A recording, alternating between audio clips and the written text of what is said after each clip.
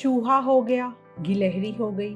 कल रात मेरे सपने में भीमा गधा आया। बोलता तुमने चूहे की स्टोरी सुना दी, गिलहरी की स्टोरी सुना दी, मेरे साथ ये अन्याय क्यों? मैंने कहा सॉरी सॉरी, आपकी स्टोरी भी सुना दूंगी। तो आज हम गधे की स्टोरी पढ़ने जा रहे हैं जिसका क्या नाम है, भीमा। और उसकी कोई प्रॉब्लम है, देखते हैं उसको क्या प्रॉब्लम है। कहानी पढ़े। भीमा गधा। भीमा रामू धोबी का गधा है। रामू धोबी का एक गधा है जिसका नाम क्या है, भीमा।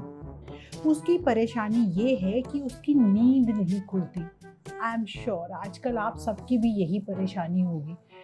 उधर ऑनलाइन क्लास स्टार्ट हो जाती है और उधर आपकी नींद ही नहीं खुलती और मम्मी डांटती होगी।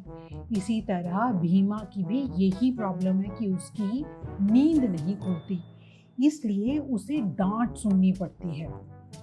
एक दिन पड़ोस की गाय गौरी ने पूछा, भीमा तू उदास क्यों है? भीमा बोला, मेरी नींद नहीं खुलती, तू मुझे जगा देगी? ठीक है, गौरी बोली। दूसरे दिन गौरी रंभाती रही पर भीमा जागा ही नहीं। शाम को भीमा घाट से लौटा। मोती कुत्ता वहां आ गया। मोती मेरी नींद नहीं खुलती, तू मुझे जगा देगा?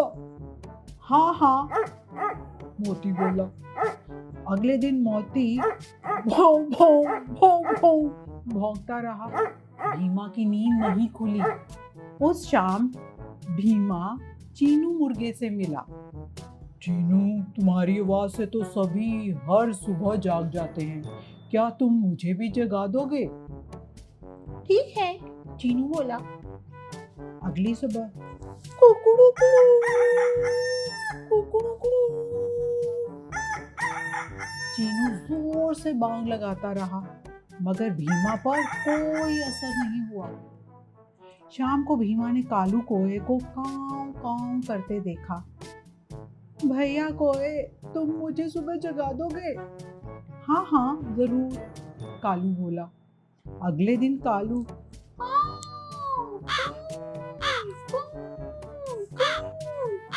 करता रहा, भीमा नहीं जागा। अब तो भीमा निराश हो गया।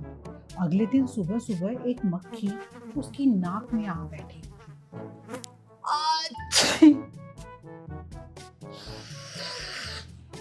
ऐसा होते ही भीमा की नींद खुल गई।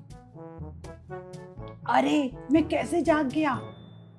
मैंने जगाया, उसके सिर पर बैठी मक्खी ने बोला। सच? तुम मुझे रोज जगा दोगी? ठीक है। अब भीमा खुश था, ये तरकीब काम आ गई और कहानी खत्म हो गई। क्या आपको किसी की जरूरत पड़ती है? गाय, मुर्गा, कुत्ता, मक्खी, किसकी जरूरत पड़ती है? कि अलार्म क्लॉक या मम्मी की डांट? किससे उठते हो आप? सो ये तो एक कहानी थी। आप सुबह आराम से अपने आप बिना कुछ डांट खाए उठ जाते हो कि मम्मी को 1, 2, 3, 4 कितनी आवाज लगानी पड़ती है? सुबह टाइम पे उठना, अपने आप उठना, तैयार होना, ब्रश करना, अपनी टेबल को सेट करके रखना, आज कौन कौन सी क्लासेस हैं according to the time table. क्या आप ये सब करते हो? अगर नहीं करते तो आज से करना शुरू कर दो, वरना भीमा की तरह सबसे डांट पड़ती रहेगी। क्योंकि self regulation is very important, which is अपना हर काम समय पर करना। कल कौन कौन सी क्लासेस हैं उन सब का होमवर्क करके रखना और उनकी किताबें सेट करके रखना।